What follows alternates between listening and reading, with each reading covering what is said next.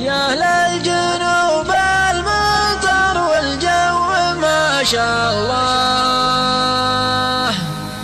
يزيد في الروح والخطر يداويها. ما باقي إلا نجيب الربع ونتله صوب الديار الجنوبية وداعيها.